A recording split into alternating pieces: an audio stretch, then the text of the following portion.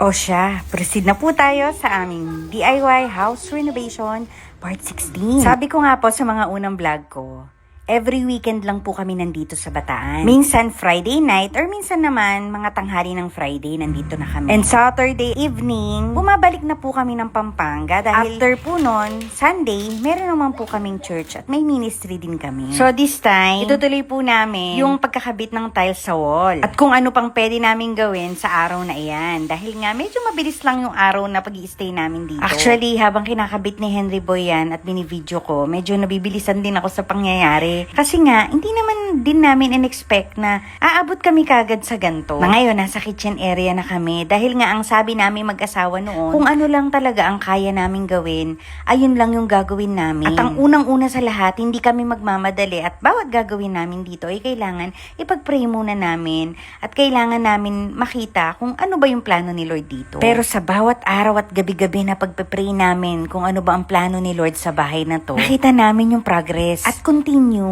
Hindi siya nag-failed sa pagpo-provide ng mga kakailanganin namin dito. Wala po talaga kaming nakalaan na budget para sa bahay na to. Dahil kagaya namin na merong dalawa na magka-college ng parehas. At merong isang batang maliit na nagagatas pa. Medyo hindi po kalakihan talaga ang budget na pwede namin i-provide para sa aming DIY renovation. Pero kita nyo naman, from this hanggang dito sa napakagandang kitchen sink na ito. Sa mga viewers namin, hindi namin mapapangako na mabilis lang makikita nyo na ang result. Pero ang alam lang namin, may resulta talagang mangyayari dito. Dahil si Lord ang magpo-provide. Kaya follow us for part 70. God bless!